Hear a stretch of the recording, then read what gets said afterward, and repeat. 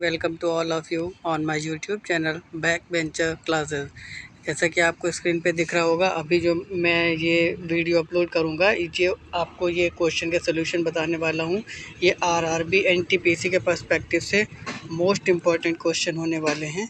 RRB NTPC का जो exam होने वाला है उसके पर्पज़ से बहुत ही इम्पोर्टेंट वीडियो होने वाला है।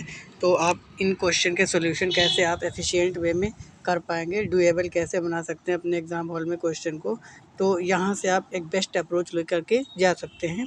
और थोड़े से इस टाइप के क्वेश्चन भी करके जाइएगा। ऑलवेज ऐसा नहीं होता है कि एकदम सिंपल पेपर ही एग्ज़ाम में आ जाए। तो मैथ के जो क्वेश्चन हैं वो थोड़े आपको ट्रिकी बेस्ड पे भी बोल सकता हूँ, और थोड़े इंट्रिकेटेड क्वेश्चन जो हैं थोड़े मॉडरेट लेवल के क्वेश्चन लिए हुए हैं। तो इनको सॉल्व करने की जो अप्रोच है वो मैंने यहाँ पे डिस्कस की हुई है। चलिए, अपने जो क्वेश्चन नंबर 1 देख रहा होगा आपको स्क्रीन पे, उसको मैं रीड करना स्टार्ट करता हूँ अब यहाँ से, और सॉल्व भी करूँगा। कह रहा है कि कुलभूषण अपने लाभ का कुलभूषण नाम का कोई पर्सन है, वो अपना जो प्रॉफिट है वो किस पे काउंट करता है, विक्रय मूल्य पे। फिर जबकि पंचलता अपने लाभ का प्रतिशत क्रय मूल्य पर काउंट करती है। एक पर्सन अपने जो प्रॉफिट जोड़ता है वो जोड़ता है कि मुझे एज़ कम्पेयर विक्रय मूल्य पे कितना प्रॉफिट हुआ, और दूसरा पर्सन है वो कहता है कि मुझे क्रय मूल्य से लगा करके कितना प्रॉफिट हुआ, और दोनों का लाभ का जो अंतर आता है वो कितने का आता है, 300 रुपीज़ का आता है। तो यदि उनका विक्रय मूल्य, कह रहे हैं अगर सेलिंग प्राइस उनका समान रहा हो तो दोनों को 20% लाभ मिलता है। अगर दोनों का सेलिंग प्राइस समान रहा होता तो दोनों को कितना प्रतिशत मिलता है, 20% प्रॉफिट मिलता। तो विक्रय मूल्य बताना है। तो एक मैं यहाँ पे शॉर्ट फॉर्म में लिख सकता हूँ, कुलभूषण का मैंने के लिख दिया, और यहाँ पे पंचलता का मैं पी लिख रहा हूँ। जैसा कि क्वेश्चन में दे रखा है कि उसको जब वो सेलिंग प्राइस पे काउंट करता है तो उसको कितने का लाभ होता है, जब वो विक्रय मूल्य पर गणना करता है। ठीक है, तो इन लोगों को लाभ कितने का चाहिए, 5 रुपीज़ का। तो जैसे कि इसका अगर मैं CP और SP अगर लेता हूँ, यहाँ से CP और इसका अगर CP SP दोनों लेते हैं, तो जब 20% की वैल्यू होती है 1/5, किसमें, फ्रैक्शन में वैल्यू होती है 1/5, यानी जो इसका सेलिंग प्राइस है तो इससे एक कम, यानी 4 रुपये में इसका कॉस्ट प्राइस रहा होगा। 4 रुपये से क्या रहा होगा, कॉस्ट प्राइस रहा होगा। लेकिन इसका जो कॉस्ट प्राइस है 5 रुपीज़, वो इसका क्या रहा होगा, सेलिंग प्राइस 6 रुपीज़ रहा होगा। तभी तो इसने सेलिंग प्राइस पे लाभ लिया होगा, और दूसरे वाला जो पंचलता है उसने किस पे लिया होगा, कॉस्ट प्राइस पे लिया होगा। तो इसका कॉस्ट प्राइस उसके सेलिंग प्राइस के बराबर हो गया। लेकिन इसने क्वेश्चन में हम लोग को क्या बोल रखा है कि सेलिंग प्राइस दोनों का इक्वल है, तो दोनों के साइड में मुझे क्या करना पड़ेगा, इसकी 5 से मल्टीप्लाई करनी पड़ेगी और इसकी मुझे 6 से मल्टीप्लाई करनी पड़ेगी। अब क्वेश्चन में पूरा मल्टीप्लाई मत कर दीजिएगा, यहाँ से ओनली आपको डिफरेंस देख लेना है। ये कितने का डिफरेंस आ रहा है, 1 यूनिट का, और यही डिफरेंस आपको कितना दे रखा है, 300 रुपीज़ का लाभ का डिफरेंस दे रखा है। बस क्वेश्चन हो गया सॉल्व यहाँ पे। तो अगर मुझे क्या निकालना, विक्रय मूल्य, यानी 5% की 5 की मुझे वैल्यू निकालनी है, तो कितना हो जाएगा, यहाँ से अगर अब डायरेक्टली मुझे किसकी वैल्यू निकाल लेनी है, सेलिंग प्राइस की, यानी 30 यूनिट की वैल्यू मुझे निकाल देनी है। किसकी दे रखी है, 1 यूनिट की। तो जब 30 यूनिट के करेंगे तो 3 3 जा 9, और ये कितना आपका आ जाएगा, ए वाला आंसर करेक्ट हो जाएगा, 3 3 जा 9, और ये 000। ठीक है, तो इस तरह से आप क्वेश्चन को कर सकते हो। इसकी मल्टीप्लाई पूरी करने की रिक्वायरमेंट है नहीं, बेसिक यहीं से कंपेयर कर लेंगे कि इसके सेलिंग प्राइस में यहाँ से कितने का डिफरेंस जा रहा है, तो 1 का डिफरेंस जा रहा है, वो कितने यूनिट के बराबर है, तो वो आपका 300 यूनिट के बराबर है। Okay, now we are going to our next question. अब देखिए, CI और SI बेस्ड जो क्वेश्चन है वो तो एग्ज़ाम में आपको श्योर ही देखने को मिलेंगे। CI और SI पे बेस्ड जो क्वेश्चन होते हैं, CI हो गया मतलब आपका क्रेडिट कंपाउंड इंटरेस्ट हो गया, और जो दूसरा है SI सिंपल इंटरेस्ट, इसके बेस पे क्वेश्चन तो आपको श्योर ही देखने को मिलते हैं। और यहाँ पे क्या दे रखा है, 3 वर्षों में 5,000 रुपये पर हमें कितना चक्रवृद्धि ब्याज, यानी CI पूछा है कितना चक्रवृद्धि ब्याज मिलेगा यदि ब्याज की दर जो है, देखिए डिफरेंट दे रखी है। तो इसमें क्या करते हैं हम लोग को, जो पहले हम लोग को एवरग्रीन फार्मूला, जिसको हम लोग A+B+C बोलते हैं, और A+B+C और A+B+C AB+BC+CA अपॉन 100, और प्लस ABC अपॉन जो 10,000 वाला होता है फार्मूला, सॉरी 10,000 वाला, हाँ जो होता है वो वाले फार्मूले को जब हम लोग इम्प्लीमेंट करेंगे, तो इसमें आपको क्या करना है, देखिए ज़्यादा लंबा इसमें मैं जो 3 यूनिट वाला होता है, पहले तो क्या आता है उसमें एवरग्रीन फार्मूले में x plus Y plus Z plus X Y plus Y Z plus Z X और डिवाइड बाय 100, यही तो फार्मूला आता है। तो इसमें क्या करना होता है, हम सिर्फ इसके आगे भी क्वेश्चन में आता है, हालांकि एक्स वाई जेड अपॉन जो 10,000 आता है, मैं उसको अभी लूँगा ही नहीं, क्योंकि मुझे अप्रॉक्सीमेशन से आंसर पे क्लियरली आंसर मिल जाता है। क्योंकि जो यहाँ पे जब डिजिट आती है तो पॉइंट के बाद ही कुछ डिजिट आती है, जैसे कि आपने जब क्वेश्चन लगाया होगा तो फील किया होगा, पॉइंट के बाद ये वाली डिजिट आती है, कौन सी, इस नंबर की जो डिजिट मिलती है हमें वो पॉइंट के बाद आती है। तो जब यहीं से पॉइंट के बाद में डिजिट आना शुरू हो जाती है तो फिर 10,000 के बाद तो काफ़ी ज़्यादा पॉइंट में मिनिमम वैल्यू मिलेगी। तो मैं उसको जो तीसरा वाला स्टेप है मैं उसको इग्नोर करके अभी चलता हूँ और अप्रॉक्सीमेशन से अपने क्वेश्चन को सॉल्व करना स्टार्ट करता हूँ। तो यहाँ पे अगर मैं जब x plus Y plus Z count करता हूँ, मतलब रेट तीनों के अगर काउंट करूँगा तो ये मेरे पास कितनी होगा, 3 2 5, 5 में 4 ऐड करूँगा तो कितनी हो जाएगी आपके पास 9, और प्लस ये आपको क्या करनी है, X Y plus Y Z plus Z X. इस तरह से जब इसको ऐड करेंगे तो एक्स वाई हमारे पास कितना हो जाएगा, 3 2 जा 6 और 3 4 जा 12, तो 16 और ये आपका कितना हो जाएगा 20, 16 और 8 ये आपका हो गया 24। और जब डिवाइड करेंगे इसे किससे, 100 से, तो ये हमारे पास कितनी वैल्यू दे देगा 0.24। एक बार और इसको काउंट करते हैं, 2 3 जा 6 हो गया, 6 और 3 4 जा 12, 6 में 12 ऐड करूँगा तो कितना मिलेगा, मुझे मिलेगा 18, और 18 में अगेन मैं ऐड करूँगा 8, 4 2 जा 8, तो मेरे पास वैल्यू कितनी आ जाएगी 26 आएगी, सॉरी यहाँ पे ये 26 आएगा, पॉइंट का 26। अब इसको अगर मैं ऐड करता हूँ तो ये हमारे पास वैल्यू कितनी दे देगा, इक्वल टू 9.26, क्योंकि मैंने पॉइंट के बाद कुछ वैल्यू जो थर्ड स्टेप वाली थी वो इग्नोर करी हैं, इसलिए जो भी मेरा आंसर आएगा वो उससे मुझे आंसर थोड़ा बड़ा ही लेना पड़ेगा, और ज़्यादा लार्जेस्ट नंबर में नहीं। अभी मैं आपको करके बता रहा हूँ, जैसे यहाँ पे लिखा है 5,000 और इसकी मुझे कितनी परसेंटेज निकाल देनी है, जो लिखा है 5,000, इसकी परसेंटेज मुझे निकालनी है 9.26। देखिए कोई बहुत ज़्यादा डिफरेंस नहीं आने वाला, 5 6 जा कितना हो जाएगा 30, 5 2 जा कितना हुआ 10, 10 में 3 रिमाइंडर वाला ऐड करेंगे कितना हो गया 5 9 जा 45, यहाँ से 5 6 जा आपका होगा 30, 5 2 जा 10 और कैरी वाला 1, तो ये आपका कितना हो गया 13, 5 9 जा 45 हो गया। 45 में अब मुझे कितना ऐड करना है, 1 ऐड करना है तो 46, और मुझे पॉइंट कितने के बाद लगाना है, तो 1 डिजिट के बाद पॉइंट लगा देना है, ठीक है। तो इसमें क्या हो जाएगा, ये आपका 463 से कुछ नंबर ज़्यादा, यानी मैंने क्या बोला थोड़ा सा ज़्यादा, कौन सा आ रहा है ऑप्शन सी, तो 463 जो है वो क्या हो जाएगा आपका करेक्ट आंसर हो जाएगा। आपको ज़्यादा कैलकुलेशन भी इसमें नहीं करनी पड़ेगी। आई होप कि चीज़ें आपको बहुत क्लियरली समझ आ रही होंगी। तो चलते हैं इसके बाद फिर नेक्स्ट क्वेश्चन पे।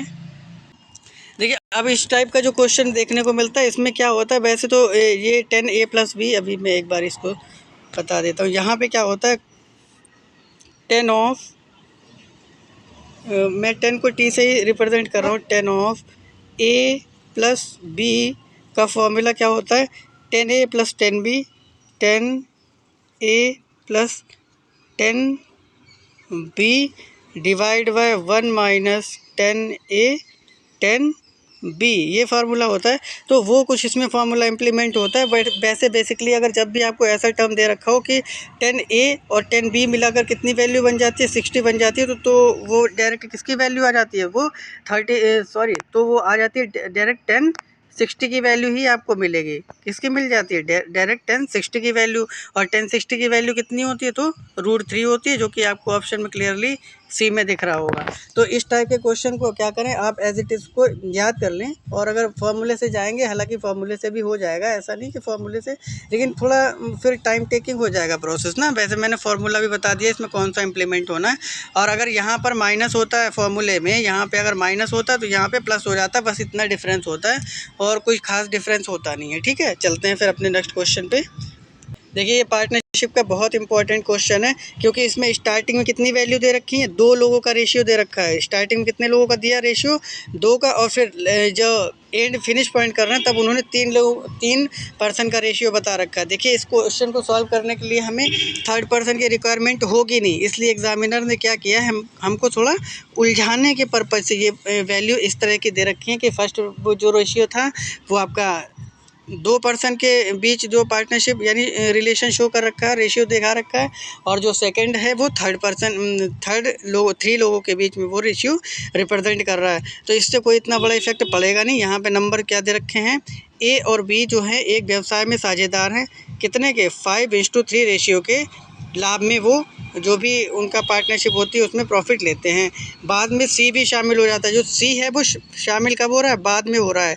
तो पहले ए और बी का जो रेशियो मुझे लेना है वो कितना लेना है, A/B का रेशियो कितना दे रखा है, जो कि क्वेश्चन में क्लियरली विजिबल है, 5:3 का रेशियो दे रखा है। फिर ABC कुछ टाइम के बाद AB और CB उसमें जब शामिल होता है तो रेशियो कितना हो जाता है, 3:2 और 1 का, ये वाला रेशियो हो जाता है। ठीक है, फिर क्या कह रहा है, सी के व्यवसाय में शामिल होने पर ए और बी किस अनुपात में लाभ का त्याग करेंगे। तो यहाँ पे कह रहा है अगर सी भी उसमें इन्वॉल्व हो जाए तो ए और बी का प्रॉफिट कितना होगा। देखिए ए और बी का प्रॉफिट यहाँ से पूछा है, ए और बी का प्रॉफिट पूछा है, तो सी की बात कर रहा है। जब इसमें सी इन्वॉल्व हो जाता है तो सी की रेशियो कितनी होगी, यानी 2 पर्सन की बात हो रही है यहाँ पे। तो पहले अगर रेशियो को बराबर करना पड़ेगा तो ये ए और बी का जो स्टार्टिंग में मेरे पास रेशियो था वो आपका कितना दे रखा है, 8 है, और ये बाद में कितना हो जा रहा है, मिला के 6 हो जा रहा है। तो ये 6 की मल्टीप्लाई, जैसे मैं यहाँ पे आपको एक बारी लिख के भी बता दे रहा हूँ, ये ए बी का स्टार्टिंग में था और ये जो था रेशियो वो सी के शामिल होने के बाद था। ये 1 रेशियो है, ये 2 है और ये 3 में कन्वर्ट हुआ, और स्टार्टिंग में था 5:3। तो मुझे इसकी मल्टीप्लाई इस नंबर की किससे कर लेनी है, क्योंकि ये 8 रेशियो है और ये 6 में कन्वर्ट हो रहा है, तो इसकी मुझे मल्टीप्लाई करनी पड़ेगी किससे, बराबर करने के लिए 8 से, और इसकी मल्टीप्लाई कितने से करनी पड़ जाएगी मुझे, 6 से। तो ये कितना मुझे दे देगा, 6 5 जा 30 हो जाएगा, और ये कितना हो जाएगा, 6 3 जा 18। फिर इसकी करते हैं, क्योंकि सी की तो मैं करूँगा अभी नहीं, मुझसे चेंजिंग पूछिए किसकी, बी की पूछिए ना। तो यहाँ पे 8 3 जा कितना हो जाएगा, 24, और 8 2 जा 16। अब कंपेयर कर लेते हैं दोनों में चेंजेस कितना हुआ। यहाँ पे पहले इसके पास कितना था, 30 था, और ये जब उसमें सी भी शामिल हो गया तो उसे ए को कितना मिला है, 24, यानी कितने की कमी आ गई, 6 की कमी आ गई। दूसरे की देखते हैं, यहाँ पे इसके पास कितना था, बी के पास 18 था, जैसे ही सी इसमें शामिल हुआ तो इसके पास कितना हो गया, 2 यूनिट की कमी हो गई, यानी ये कितना आ गया, 16, 18 से 16 2 यूनिट की कमी। अब इसको रेशियो आपको जब इसको सिंप्लीफाई करेंगे तो ये कितना मिलेगा, 2 1 जा 2 हो गया और 2 3 जा 6 हो गया। जो 3:, हमारे पास रेशियो कितने का, 3:1 का रेशियो आ गया। तो ये ए वाला जो ऑप्शन है वो इसका करेक्ट आंसर हो जाएगा। फिर इसके बाद चलते हैं नेक्स्ट क्वेश्चन पे। तो यहाँ पे हमें क्या करना है, जितना भी रिमेनिंग पार्ट बना है ना उस रिमेनिंग पार्ट को ही लेते जाना है, क्योंकि इसने लास्ट में क्या हम लोगों से पूछा है कि उसके पास मूल राशि का कितना हिस्सा बचा, तो बचे वाले को ही हम लोग को ले लेना, जितना खर्च हुआ उसको माइनस कर देना है। तो पहला क्या दे रखा है कि पहला कह रहा है कि उसके पास मैंने कितनी सपोज कर ली, x, टोटल अमाउंट उसके पास x था, उसने कितना उसमें से खर्च कर दिया 2/5, तो रिमेनिंग उसके पास कितना बचा, 3/5, ये रिमेनिंग बचा उसके पास। फिर दूसरा देखते हैं, उसने दूसरे राउंड में कितना खर्च कर दिया, 3/7, तो उसके पास रिमेनिंग कितना बचा होगा, 4/7 बचा होगा। उसके बाद जो थर्ड पार्ट है उसमें कितना बचता था उसके पास, 1/3, तो उसने खो दिया, तो कितना बचा होगा यहाँ पे, 2/3 पार्ट उसके पास बचा होगा।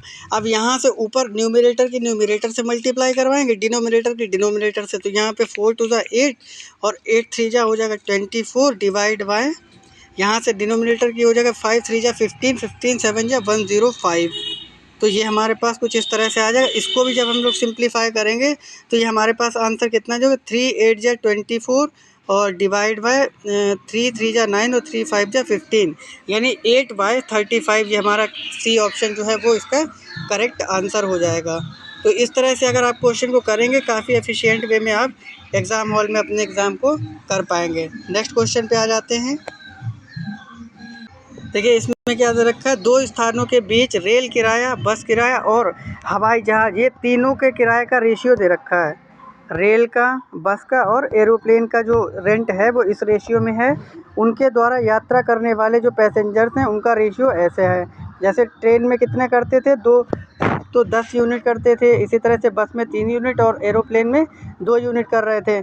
और एक विशेष दिन पर इस अवसर के लिए साधनों पर यात्रा करने के लिए एक यात्रा के लिए एकत्र किया गया जो था कलेक्शन, वो कितना हो गया था, इतने रुपए का दिखाया गया। तो हवाई यात्रियों द्वारा एकत्र किया गया टैक्स पूछा गया कि कितने लोगों ने एरोप्लेन में सफ़र किया है, कितने लोगों ने एरोप्लेन में सफ़र किया है, या फिर उससे एरोप्लेन के थ्रू कितनी इनकम जनरेट हुई है, इसके बारे में बताना है।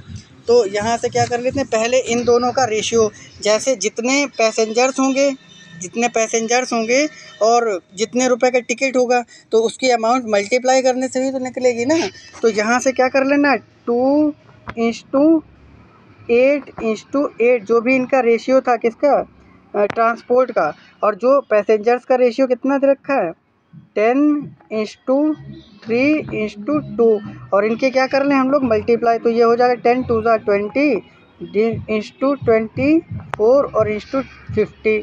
तो ये हमारे पास फाइनली हमें रिज़ल्ट कितना देगा, तो ये हमारे पास जो इनका सम करने से जो वैल्यू आ रही है हमारे पास वो कितनी आ रही है, 118,440। ये कितने यूनिट की वैल्यू जो इसका सम हो जाए, तो इसका सम हमारे पास कितना हो जाएगा, 20 में 24 ऐड करेंगे तो हमारे कितना हो गया, 44।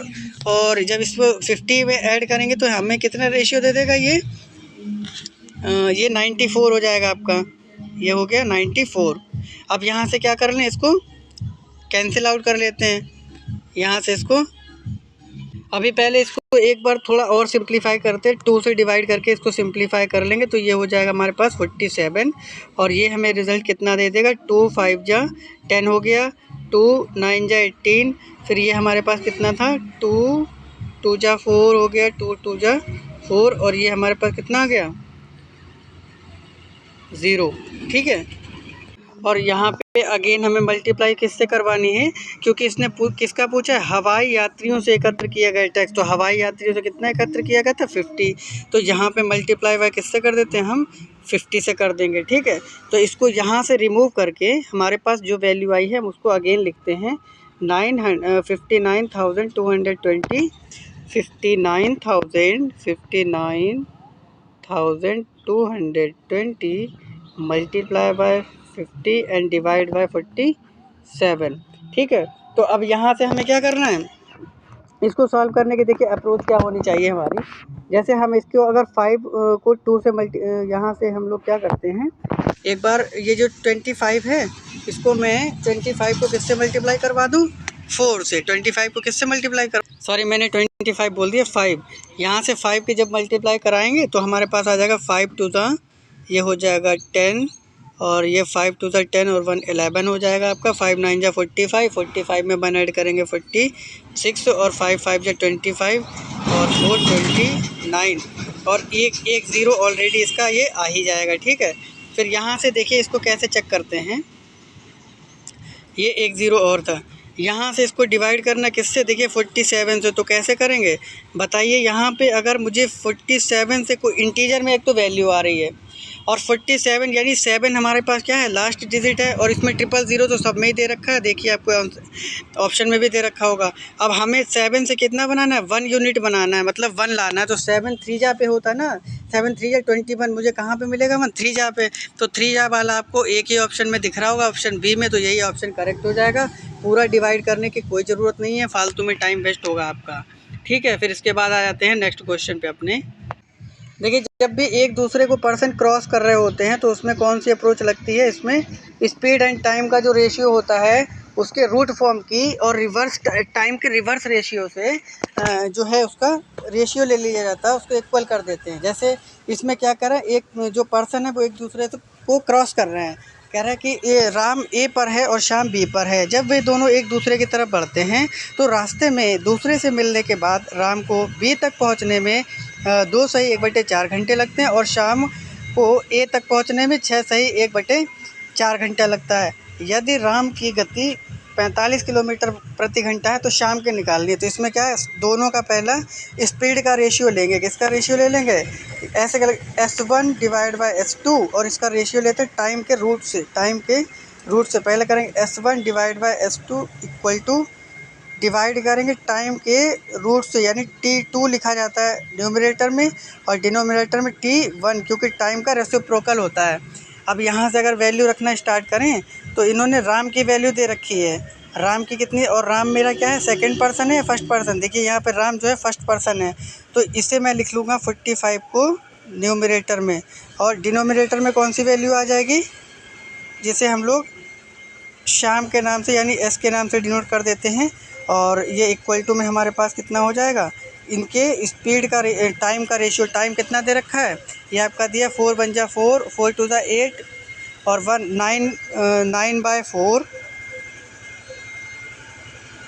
9/4 और ये डिनोमिनेटर में T2 पहले हम लोग को लिखना था।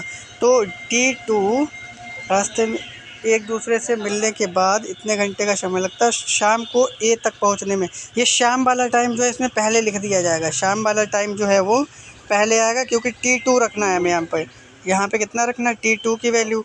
तो शाम के पास कितनी थी, 25/4 और यहीं पे राम की अगर बात करते हैं तो राम की स्पीड कितनी, टाइम कितनी दे रखी थी, तो ये 9 और ये 4 जो है वो आपका ऊपर चला जाएगा, 4 से 4 ये कैंसिल हो जाएगा और ये आपका कितना बाहर आ जाएगा, यहाँ से एक बारी फिर से देख लेते हैं इसको रिमूव करके। 45 डिवाइड बाय, और ये x कर लो वहाँ पे, है ना, और ये आपका कितना आ गया था 5 डिवाइड बाय 3। यहाँ से कितना आ जाएगा आपका, अगर कैंसिल करते हैं 5 9 × 45 क्रॉस मल्टीप्लाई हो जाएगी, तो x की वैल्यू हमारे पास कितनी आ गई फाइनली 27। ठीक है, क्योंकि इसकी 3 से इस वाले 9 से मल्टीप्लाई हो जाएगी, जो मेरा आंसर कितना दे देगा, तो 27। ये स्पीड ऑफ किसकी आ गई, श्याम। नेक्स्ट क्वेश्चन पे आते हैं। कह रहे हैं एक चुनाव में 2 उम्मीदवार थे, जीतने वाले उम्मीदवार को कुल वोट का कितना % मिला है, 46% मिला है। उसका जो हारने वाला था उसको कितने मिले हैं वोट, 7800 मिले हैं। जो कुल वोटों का कितना % था, 39% था। कुछ वोट इनवैलिड हो गए। चुनाव जीतने वाले उम्मीदवार को कितने इनवैलिड वोट की नंबर बतानी, इनवैलिड वोट की कितनी है, कितनी नंबर इनवैलिड वोट की है वो बतानी है। और दूसरी क्या बतानी है, जो उम्मीदवार जो चुनाव जीतने वाला उम्मीदवार है उसकी जीत का अंतर और अवैध वोटों की जो नंबर है उसका अंतर बताना है। तो यहाँ से हम लोग अगर फाइंड करना चाहें तो हमारे पास रेशियो क्या आएगा, जैसे कि यहाँ से ये पहले रिमूव कर देते हैं। अब कह रहा है कि एक चुनाव में उम्मीदवार को कुल वोटों का अगर एक को कितना मिला, 46% मिला है। यहाँ से देख लीजिए, यहाँ से पहले लूज़र और विनर लिख देते हैं, लूज़र और ये आपका विनर। ठीक है, लूज़र विनर यहाँ पे लिखा। अब कह रहे हैं कि जो जीतने वाला है यानी विनर को कितने % मिले हैं, 46% मिले हैं। तो यहाँ पे लिख लेते हैं 46% मिले हैं। वहीं जो लूज़र है उसको कितना जो वोट मिले हैं वो 39% मिले हैं, 39% मिले हैं। टोटल वोट का उसको 39% मिले। तो इनके बीच का हमारे पास डिफरेंस कितना आ रहा है, इनके बीच का हमारे पास डिफरेंस कितना आ जा रहा है, 7%। और यही वैल्यू हमसे पूछी है किसकी, क्योंकि जीतने वाले का अंतर तो यही है ना, 7%। और फिर क्या पूछ रहा है, दूसरा कौन सा है, इनवैलिड वोट। इनवैलिड वोट की नंबर तो ये रही हमारे पास, कितने वोट, सॉरी ये तो इनवैलिड बने यहाँ पे। टोटल ये अगर कॉस्टिंग करेंगे तो 100% से हुई होगी। 100%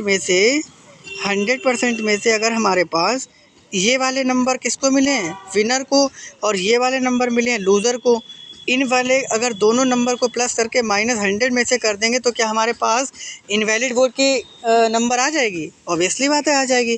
तो यहाँ से इनका पहले सम करें, 9 और 6 कितना हो गया, 15, रिमाइंडर आएगा 1 और ये कितना हो जाएगा 8। ये हो गया 8, इसमें से माइनस करेंगे तो जो हमारे पास इनवैलिड वोट हैं वो कितने आ जाएंगे, 15% आ जाएंगे।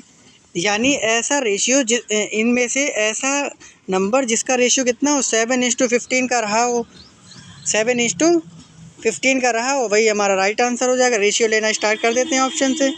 0 0 कैंसिल हो गया, 0 0 कैंसिल हो गया, 2 7 जा 14, 2 15 जा 30 हो गया। अब देखिए किसी दूसरे में तो ऐसा रेशियो नहीं मिलेगा। अगर मैं 0 से इसको करता हूँ फिर ये 5 से डिविजिबल होगा, 5 3 जा दे देगा, 2 मुझे चाहिए, यहाँ भी नहीं जाएगा, यहाँ 17 आ जाएगा, यहाँ पे आपका ये भी नहीं आएगा। तो आंसर जो है मैं कौन सा क्लियरली आंसर इसका आ जाएगा, ऑप्शन ए वाला जो है वो रेशियो हमें 7:15 का देगा, जो कि हमारा करेक्ट आंसर हो जाएगा। नेक्स्ट क्वेश्चन पे आ जाते हैं। अब इसके बाद हमारा सिंप्लीफिकेशन का क्वेश्चन है। इसमें क्या दे रखा है, देखिए इसमें तो ज़्यादा कॉम्प्लिकेटेड होते नहीं है क्वेश्चन, जैसा ब्रैकेट में दिया एज इट इज उसको सॉल्व करते चलते हैं, बस हमको बेस्ट अप्रोच पता होना चाहिए। जैसे यहाँ पे अगर हम देख रहे हैं कि यहाँ दिया है 14 और इसको लिखने की भी ज़रूरत नहीं होती है पेपर पे, ये 14 4 जा कितना हो जाता है आपका 56 हो जाता है, यहाँ कितना आ जाएगा आपका 4 आ जाएगा। ये पूरी वैल्यू फिनिश हो गई। उसके बाद मैं पहले प्लस वाले को ऐड कर लेता हूँ। 56 में मैंने 2 ऐड कर दिए पहले, कितना हो गया 58। 58 में एक और ऐड करना है क्योंकि ये माइनस का 4 है प्लस का 5 है, तो कितना बचेगा प्लस का 1, तो ये हमारे पास कितना हो जाएगा 59। ये तो एक ब्रैकेट का फिनिश हो गया। दूसरे पे आते हैं। दूसरे में हमारे पास हो जाएगा 5 आपका मल्टीप्लाई करेंगे पहले कितने से 5 10 जा, ये हो जाएगा 52 डिवाइड बाय 13, तो ये हमारे पास 13 4 जा कितना हो जाएगा 52 और मल्टीप्लाई बाय जो नेक्स्ट ब्रैकेट है पहले इसको सॉल्व कर लेते हैं। ये हमारे पास कितना हो जाएगा आपका पहले ऐड करना स्टार्ट करता हूँ मैं, तो ये आपका कितना कर देगा 83 में से मुझे कितने माइनस कर देना है 21 माइनस कर देना है। तो यहाँ पे 83 में से मैं 21 माइनस करूँगा तो मेरे पास आ जाएगा ये 2 और वहाँ पे कितना आ जाएगा 1 आ जाएगा, 12 आ गया ये भी। फिर प्लस में अब ये अगर मल्टीप्लाई करता हूँ तो मेरे पास 29 चौके कितना हो जाता है 29 दूनी 58, 116 हो जाएगा। 29 चौके कितना हो जाएगा 109। भाई ऐसे भी देख लीजिए 29 चौके 116 और 115 में से जाएगा तो कितना आ जाएगा ओनली 1 हमारे पास आएगा। और डिवाइड बाय क्या करना है ना मुझे 100। अब क्या करना है इसको सिंपली सॉल्व कर लेना, लेकिन पहले सबसे क्या करते हैं हम लोग मल्टीप्लाई। सबसे पहले क्या करेंगे जो हमारे पास मल्टीप्लाई का ऑप्शन है तो वहाँ से ये अभी हमारे पास कितना आ गया था, एक बार इसको पहले कंफर्म कर देते हैं।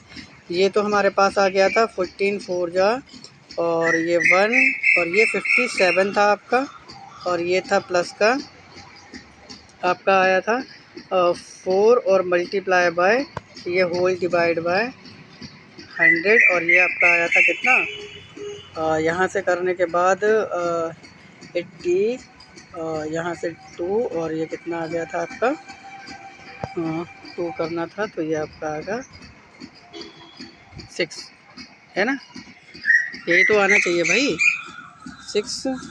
ओके नेक्स्ट यहाँ पे आपका क्या आया था प्लस का 1 आया था। पहले मल्टीप्लाई कर देते हैं तो ये हमारे पास कितना आ जाएगा 4 2 जा 8 हो गया, 4 6 जा 24 और ये सारा मटेरियल ऐड भी करना है भाई, यहीं पे कर लेते हैं। प्लस का 1 और ये आपका था 57, तो ये 50 कम्प्लीटली इसको कर लेता हूँ 58 है ना, बार बार क्या ही उसमें 1 ऐड करा फिर इस तरह से। अब इसको 8 8 जा कितना हो जाता है हमारे पास 16 और 5 में जब मैं इसको ऐड करूँगा तो ये हमारे पास कितना दे देगा 9 और 1 हमारे पास कितना हो जाएगा 10 हो गया और ये 3 और डिवाइड बाय 101, यही तो है ना। और इसको यहाँ पे थोड़ा ये 101 ही लिखना है, ये 101 से डिवाइड करना है। अब मुझे ये देखना पड़ेगा कि फाइनली मुझे रिज़ल्ट क्या मिलता है। तो सॉरी यहाँ पे पहले मल्टीप्लाई नहीं करनी थी, मैंने यहाँ से थोड़ा मिस्टेक कर दी है। वो क्या किया मैं अभी बताता हूँ आपको। जो ये वाला पार्ट दे रखा है ये वाला, ये पहले ब्रैकेट का सॉल्व करेंगे ना पहले तो ब्रैकेट वाला जब सॉल्व करेंगे तो यहाँ पे ब्रैकेट लगाइए और यहाँ पे आपका क्या आ जाएगा 63 और प्लस मुझे क्या करना पड़ेगा 1, ये वैल्यू आएगी आपकी।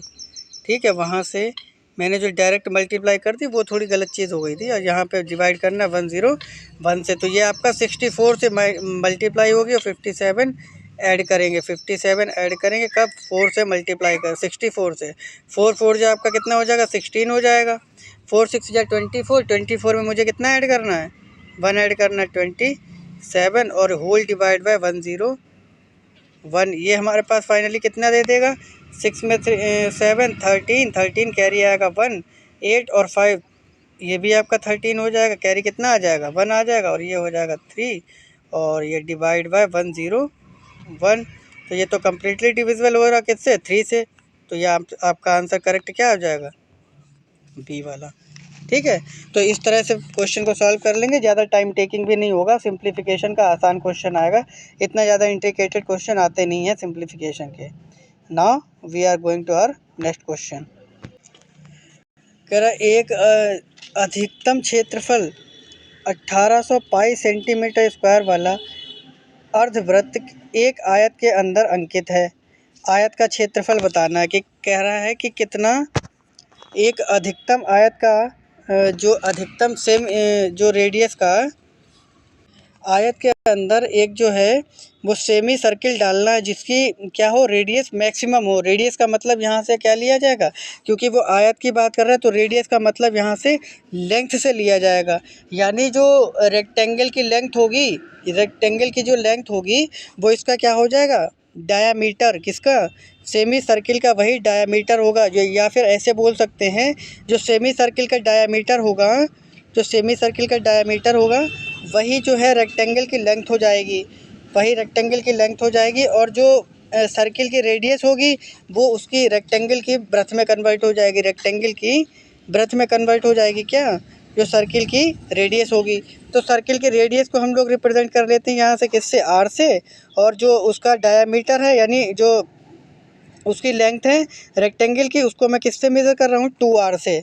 अब इन्होंने जो क्षेत्रफल दे रखा है तो अधिकतम क्षेत्रफल वाला अर्धवृत्त, अर्धवृत्त का क्षेत्रफल का यहाँ फॉर्मूला लगा देना है, क्या होता है अर्धवृत्त का क्षेत्रफल 1/2, यहाँ से रिमूव कर दूँ इसको, अब तो क्लियरली चीज़ें विजिबल हो रही होंगी।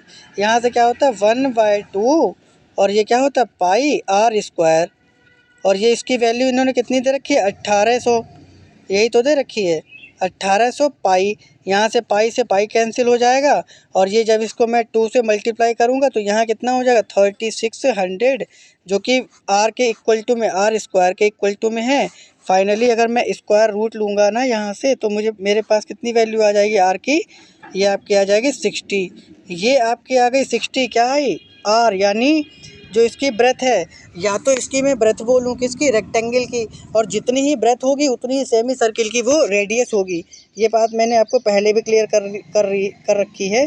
तो ये रेडियस भी इसकी कितनी हो जाएगी 60, और इसका जस्ट डबल कितना कर देंगे, अगर डायमीटर की बात करते हैं तो 120, और जो डायमीटर है किसका सर्किल का वही लेंथ हो रही है हमारी किसकी रेक्टेंगल की। तो ये मैक्सिमम इसमें सेमी सर्किल डाला जा सकता है किसमें आयत में। तो इसकी इसका जो एरिया निकाल दें, एरिया का फॉर्मूला क्या होता है लेंथ इंटू ब्रेथ, तो 12 तिया कितना 12 छंग 72, तो लेंथ इंटू ब्रेथ ही तो होता है भाई, एरिया कितना होता है रेक्टेंगल का एरिया कितना होता है लेंथ इंटू ब्रेथ, तो लेंथ हमारे पास कितनी है 60, ब्रेथ हमारे पास 120, 12 छंग कितना हो जाएगा 72 हो जाएगा। Option C will be right answer. Next question पे आ जाते हैं। देखिए ये तो बहुत ही आसान क्वेश्चन पूछ दिया, ट्रेन से रिलेटेड क्वेश्चन है। दो रेलगाड़ियाँ एक ही दिशा में, जैसे सेम डायरेक्शन में जब ट्रेनें जाती हैं तो उनके स्पीड का हम लोगों को क्या लेना होता है डिफरेंस ले लेना होता है, स्पीड का जो है वो डिफरेंस लेना होता है स्पीड का। और जो टाइमिंग उन्होंने जैसे क्वेश्चन पूछता है उसके अकॉर्डिंग कर देते हैं। ये मैक्सिमम 5 सेकंड का क्वेश्चन है भाई। ये कह रहा है कि तेज़ स्पीड वाली जो रेलगाड़ी है उसकी गति कितनी है, तेज़ स्पीड वाले रेलगाड़ी की लंबाई कितनी है वो बतानी है हमें। तो यहाँ से जब स्पीड का मैं पहले एक बार क्वेश्चन रीड कर देता हूँ, इतना भी फास्ट नहीं जाना है। कह रहा दो रेलगाड़ियाँ एक ही दिशा में 48 किलोमीटर प्रति घंटा और 60 किलोमीटर प्रति घंटा की स्पीड से चल रही हैं।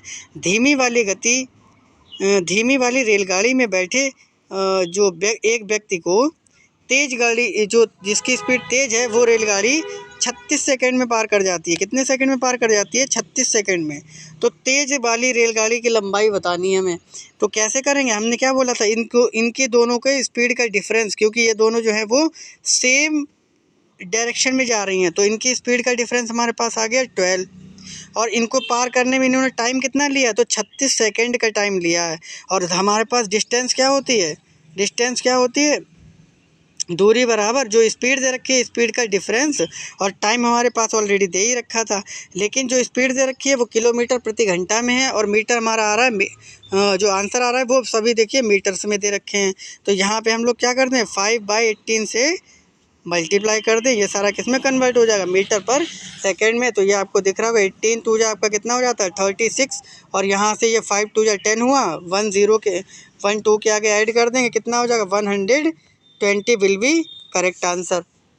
ठीक है, तो इसमें जब आपकी प्रैक्टिस हो जाएगी तो ये मैक्सिमम 5 सेकंड का भी क्वेश्चन नहीं होता। नेक्स्ट क्वेश्चन पे चलते हैं। देखिए ये बहुत ही इंपॉर्टेंट क्वेश्चन है और थोड़ा लेंथी क्वेश्चन भी है, हालांकि लेंथी नहीं है, जब आपकी प्रैक्टिस हो जाएगी तो इतना ज़्यादा टाइम नहीं लगेगा आपको सॉल्व करने में, लेकिन अभी चूंकि मैं समझाने के पर्पज़ से बता रहा हूँ इसलिए थोड़ा टाइम लग सकता है, और मुझे इसमें एक स्लाइड भी ऐड करनी पड़ सकती है। जैसा कि मैं बताने जा रहा हूँ अब क्वेश्चन को, कह रहा है कि ए किसी कार्य को उतने समय में ही कर सकता है जितने समय में बी और सी, यानी A/B + C का जो रेशियो है A/B + C का, यानी एक काम किसी काम को एक दिन में करता है उतना ही काम B और C मिलके करते हैं एक दिन में। ठीक है, तो ये आ गया। फिर कह रहा है यदि A B मिलकर A + B मिलकर काम 12 दिनों में करते हैं और C अकेले उसी काम को 72 दिन में करता है, और C कितने दिन में कर दे रहा है, उसे 72 दिन में कर रहा है, तो कह रहा है कि B उसी काम को कितने दिन में करेगा। यहाँ से हमें पहले क्या करना पड़ेगा, रेशियो निकालना पड़ेगा ना। यहाँ से क्या करना पड़ेगा, रेशियो। अगर इसे हम निकालना चाहें तो ये हमारे पास रेशियो में इसको कन्वर्ट कर लें पहले हम, तो ये हमारे पास आ जाएगा 12 छंग 72, सॉरी 12 एकम 12, और ये 12 छंग आपका हो जाएगा 72, तो ये आ जाएगा 1 और ये आ जाएगा 6। यहाँ पे जो हमारे A + B और C की वैल्यू कितनी आ रही है 7, यहाँ पे कितनी आ रही है A + B और C की वैल्यू मिल रही है 7। रेशियो मुझे पहले करना पड़ेगा इक्वल, तो मैं यहाँ से क्या करूँ, यहाँ पे मल्टीप्लाई कर देता हूँ मैं 7 से, यहाँ पे मुझे मल्टीप्लाई करनी पड़ेगी 7 से, और यहाँ कितने से मल्टीप्लाई करनी पड़ेगी 2 से। तो हमारा रेशियो इक्वल हो जाएगा या नहीं हो जाएगा बताइए। यहाँ से कर देंगे भाई 7 से, क्योंकि इसका 7 था और यहाँ पे 2 था, तो इसके 2 से करते हैं, दोनों प्राइम नंबर हैं तो मल्टीप्लाई तो करनी पड़ेगी, एलसीएम की कोई बात ही नहीं होती है। यहाँ से हमारे पास रेशियो क्या आ जाएगा 7:7 का। अगर इसकी बात करते हैं तो हमारे पास ये कितना हो जाएगा 2 1 जा 2 और 6 2 जा 12। देखिए इसका भी रेशियो हमारे पास A + B और +C का अगर करते हैं सिर्फ 14, और A + B + C का करते हैं तो इसका भी हमारे पास कितना आ गया 14 आ गया। भाई क्लियरली दिख रहा होगा ना।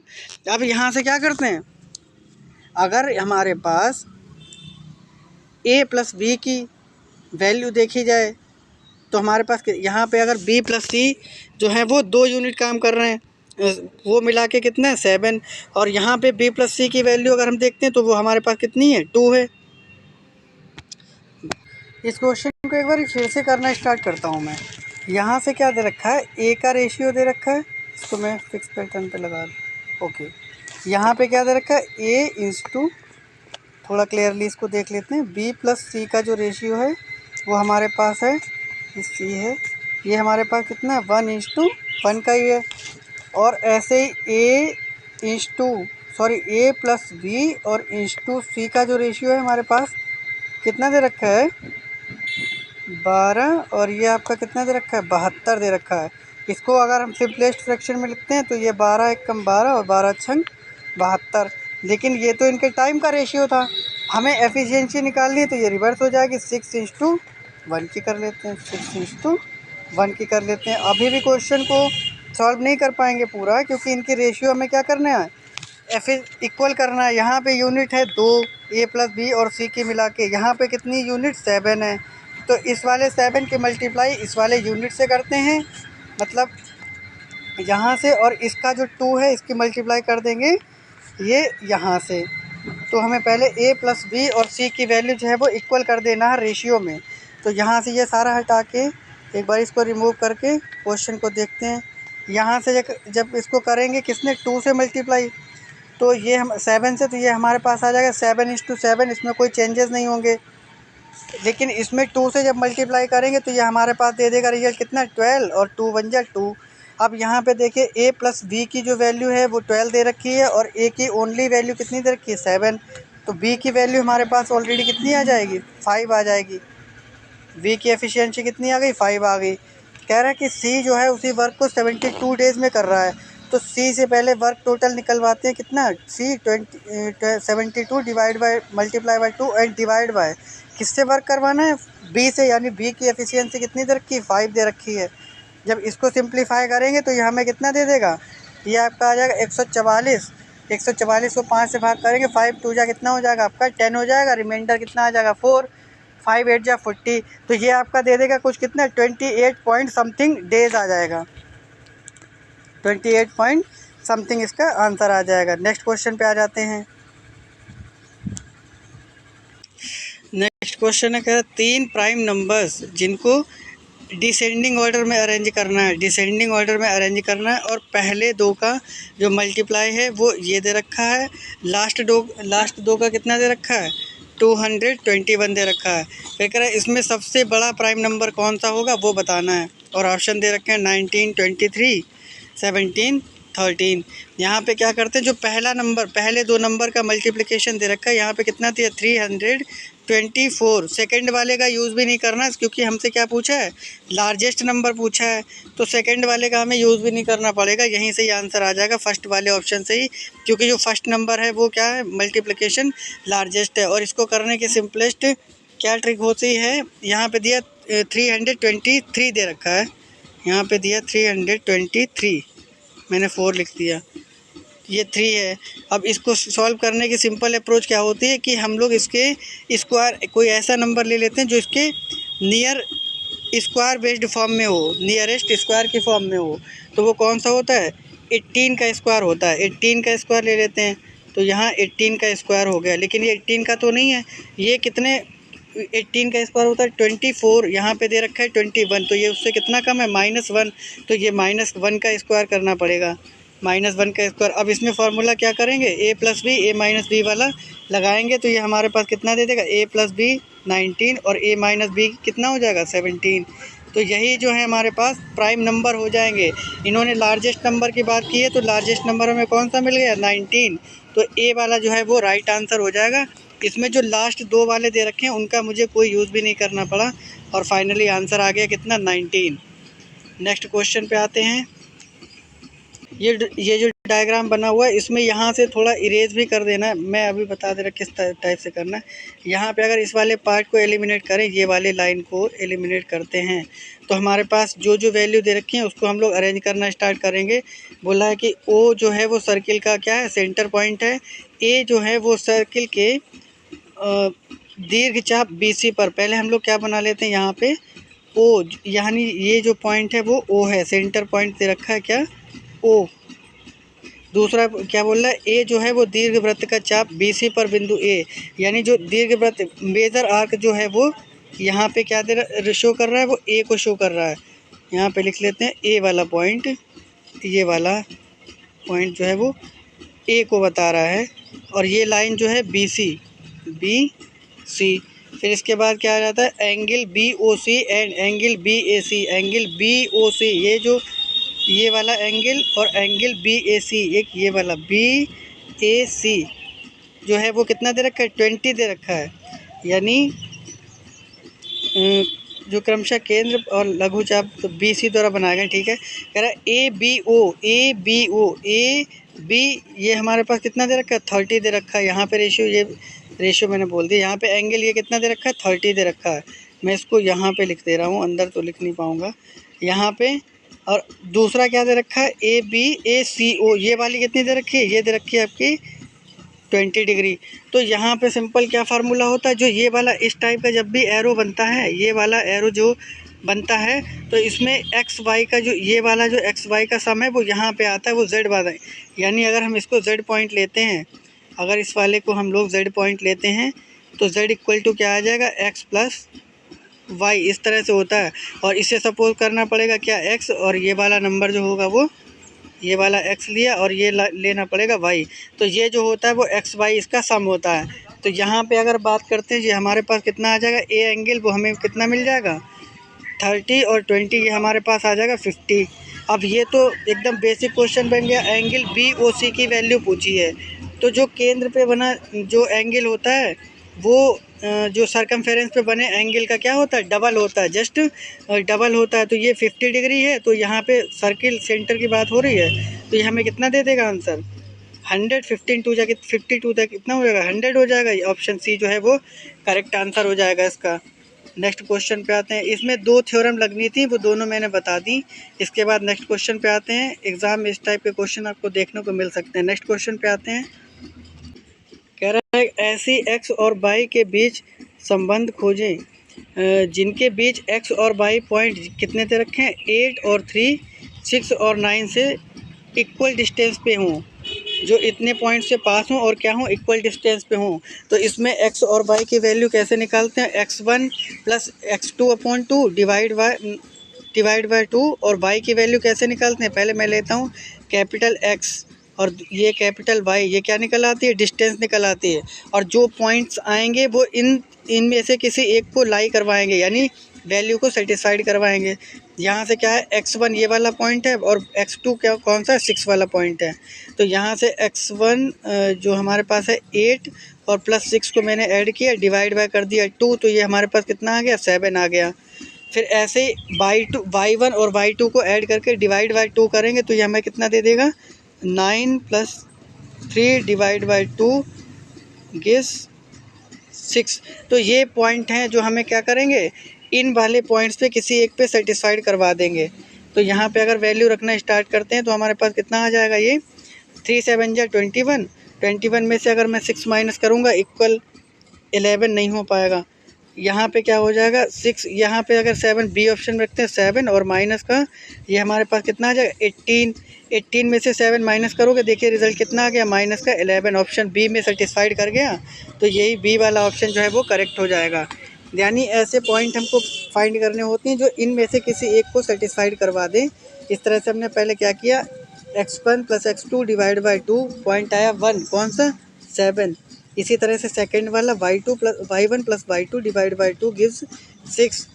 फिर जो पॉइंट आए थे हमारे पास 7 और 6, ये जो हैं ऑप्शन से सेटिस्फाइड करवा लेंगे, जो कि ऑप्शन बी में करेक्ट आंसर दे रखा है। नेक्स्ट क्वेश्चन पे आ जाते हैं। अब ये DI बेस्ड क्वेश्चन आ गए, डेटा इंटरप्रिटेशन बेस्ड क्वेश्चन। अब इसमें ये जो क्वेश्चन है एकदम बेसिक लेवल का क्वेश्चन है, इसमें ज़्यादा एफर्ट भी नहीं लगाना पड़ेगा, क्योंकि यहीं से हम लोग को ज़्यादा स्क्रीन पे लिखना भी नहीं पड़ेगा और एग्ज़ाम हॉल में भी ज़्यादा लिखने की कोशिश ना करें, अदरवाइज़ टाइम वेस्ट होगा।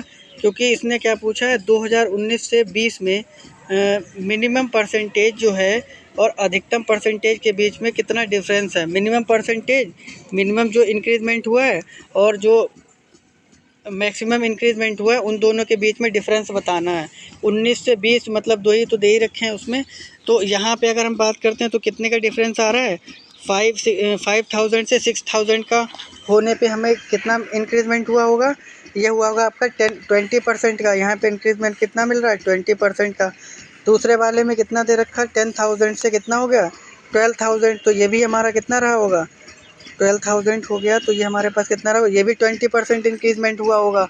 उसी तरह से थर्ड वाले पे देखते हैं, तो ये हमारा हो रहा है 8, ये वाला ज़्यादा हो रहा है 800 से कितना 8000 से कितना मिल जा रहा है 12,000। तो यहाँ से अगर वैल्यू देखी जाएगी तो ये कितना इंक्रीजमेंट हो रहा है, और इसकी बात करते हैं 4000 कितने पे 8000 पे, यानी 4 की जो वैल्यू है वो 1/2। ये डायरेक्टली कितना इंक्रीजमेंट हो रहा है 50% का इंक्रीजमेंट कर दे रहा है। कितना कर दे रहा है 50% का सी वाले में। और मिनिमम इसमें कितना आ रहा है, ये भी 50% का कर दे रहा है। और मैक्सिमम मिनिमम का हमको क्या पूछा है, डिफरेंस पूछ रखा है। तो हमारे पास कितना आ जाना चाहिए 50 माइनस, अगर कर देंगे यहाँ से ये मिलेगा रिज़ल्ट 5। और ऑप्शन डी की अगर बात करते हैं तो ये देखिए डायरेक्टली डबल हो जा रहा है, यानी ये जो है वो 100% का इंक्रीजमेंट दे रहा है पूरा। क्योंकि 10,000 से कितना हो गया 20,000, तो इंक्रीजमेंट मिनिमम वाला कितना है हमारे पास 20% का, मैक्सिमम कितना है 100% का। इन्हीं के बीच का डिफरेंस पूछा, कितना आ जाएगा 70%, कितना आएगा 70%। तो ये आपको ज़्यादा सॉल्व भी नहीं करना पड़ेगा और क्विकली इसका आंसर फाइंड कर पाएंगे। नेक्स्ट क्वेश्चन पे आते हैं। अब ये डीआई के क्वेश्चन स्टार्ट हो गए। डीआई पे एटलीस्ट 2 या 3 क्वेश्चन तो देखने को मिलेंगे ही। नेक्स्ट क्वेश्चन है होगा डीआई का ही होगा। हाँ, डीआई का ही क्वेश्चन है। कुछ इस तरह से सिटीज़ दे रखे हैं जैसे मुंबई, उत्तराखंड, राजस्थान और उत्तर प्रदेश। फिर क्या कह रहा है इसमें, नेम ऑफ कंपनी, ये कंपनी के नेम है। मुंबई में इतना हाई प्रोडक्शन हुआ, इतना लो प्रोडक्शन हुआ है, मतलब डेटा के बेस पे दे रखा है किसका प्रोडक्शन कितना हुआ। अब क्वेश्चन पे आते हैं। कह रहा है जो सीमेंट के लिए शेयर की उच्च दर और निम्न दर का जो स्टॉक एक्सचेंज है वो अधिकतम एक्सचेंज में कितना डिफरेंस आया है वो बताना है। उनके बीच का रेशियो बताना कितना आया है। कह रहा है इसमें हाई रेट और जो लो रेट है उसमें मैक्सिमम स्टॉक एक्सचेंज किस जो है स्टेट का रहा है। तो यहाँ से अगर देखते हैं तो ये कितना हुआ है, 5 का इंक्रीजमेंट हुआ है। 5 का मतलब मैक्सिमम से मिनिमम कितना हुआ है, 5 हो गया है। ये कितना हुआ है, उत्तराखंड में हुआ है, ये भी 5 का ही रिप्रेजेंट कर रहा है। और इसमें कितना कर रहा है, ये कर रहा है आपका डायरेक्टली 15% का 25 का इंक्रीजमेंट दिखा रहा है। और ये कितना दिखा रहा है, ये आपका हो जाएगा 35, ये आपका दिखा देगा 25 का, ये भी दिखा रहा है 25 का, ये भी दिखा रहा है। और यहाँ से अगर बात करते हैं तो ये 160 से 135 25 का ये भी हुआ। तो कह रहा है स्टॉक एक्सचेंज में अधिकतम कौन सा है। तो इन्होंने ऑप्शन कितने दे रखे हैं, पहले उसके बेस पे जाते हैं। ऑप्शन के बेस पे कौन कौन से हैं, राजस्थान और उत्तर प्रदेश दोनों दे रखे हैं और दोनों का इक्वल आ रहा है। तो यहाँ पे फिर हमें परसेंटेज से जाना पड़ेगा। यहाँ पे जाना पड़ेगा किससे, परसेंटेज के अकॉर्डिंग। तो परसेंटेज अगर 25 की हम निकालते हैं किस पे, 160 पे, तो ये हमारे पास कितना आ जाएगा, 0 0 कैंसिल ही हो जाएगा। ये आपका एक 0 यहाँ इंक्रीज़ हो जाएगा। 16 से करेंगे, 16 और 9 16, ये 15 पॉइंट समथिंग आएगा। उसी तरीके से अगर इसको निकालते हैं 145 से 25 इसका निकालते हैं अगर, तो ये हमारे पास कितना दे देगा, ये पूरा 100 आ जाएगा। और इसको अगर करते हैं तो ये हमें दे देगा 15 6 जा। तो हमारा जो आंसर आएगा वो कौन से दे देगा, डायरेक्टली दिख रहा होगा कि यहाँ से इस वाले को सिंप्लीफाई करेंगे तो ये आ जाएगा 5 2 जा 15, 5 3 जा 5 2 जा 10, 5 3 जा 15 और ये 5 5 जा। और इसको डिवाइड करेंगे 23 से तो ये आ जाएगा 23 दूनी कितना हो जाएगा 46। तो हमें वैल्यू कौन सी बड़ी मिल जाएगी, सबसे ज़्यादा मैक्सिमम हो जाएगा उत्तराखंड में। ठीक है, इसका जो है वो डी वाला ऑप्शन करेक्ट हो जाएगा। नेक्स्ट क्वेश्चन पे आते हैं। अब ये लास्ट क्वेश्चन है इस सीरीज़ का। कह रहा है कि बेसिक इंफ्रास्ट्रक्चर पर कितना टोटल खर्च किया गया। तो बेसिक इंफ्रास्ट्रक्चर पे कितना खर्च किया गया वो बताना है। एंड लेकिन उसमें जो बजट दे रखा है वो 7200 करोड़ का बजट दे रखा है, रिप्रेजेंट कर रहा है। उसमें पूछा क्या है कि बेसिक इंफ्रास्ट्रक्चर पे कितना खर्च किया जा रहा है। तो टोटल हमारे पास वैल्यू कितनी होती है, 360 की वैल्यू कितनी देर की, 772 करोड़। तो यहाँ पे क्या कर दें पहले, और हमें एक्सपेंडिचर किस पे निकालना, बेसिक इंफ्रास्ट्रक्चर वाला निकालना है। तो बेसिक इंफ्रास्ट्रक्चर का कितना 84 और डिवाइड बाय 360 और मल्टीप्लाई किससे कर देनी, 7200 से। जो और ये डेटा दिया है करोड़ में, यहाँ से अगर डिवाइड करते हैं तो ये आपका कितना आ जाएगा, 36 से कर लेते हैं इसको, ये 0 हो जाएगा और ये 200 हो गया। उसके बाद यहाँ से ये 0 फिनिश हो जाएगा और ये कितना आ जाएगा आपका 2 4 जा 8।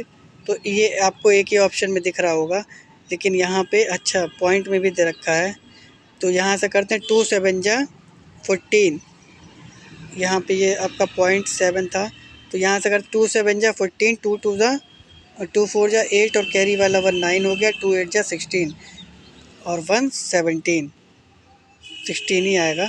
तो 169 यानी जो आपका करेक्ट ऑप्शन हो जाएगा वो कौन सा हो जाएगा आपका 1649। अगेन इसको एक बारी मल्टीप्लाई करते हैं कितने से, यहाँ से करेंगे 84.7 और मल्टीप्लाई बाय जो आपका कितना कर दिया था 36 दूनी 72। तो ये 2 से किया गया था, टू सेवन जा 14 आपको दिख रहा होगा कि यूनिट डिजिट क्या आ जाएगी 4, जो आपकी ऑप्शन सी में ही क्लियरली विजिबल है और ज़्यादा मल्टीप्लाई भी नहीं करना पड़ेगा, आंसर आपका क्विकली आ गया होगा।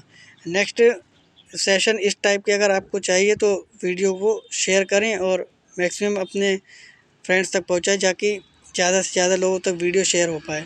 और इस तरह का कंटेंट अगर और भी चाहिए तो बताइए किस सेशन पे एनटीपीसी से रिलेटेड जितने भी क्वेश्चन मैथ के हैं सारे मैंने सॉल्व करवा रखे हैं, आप यूज़ स्क्रीन पे प्लेलिस्ट में जाके देख सकते हैं। Thanks for watching, now take care.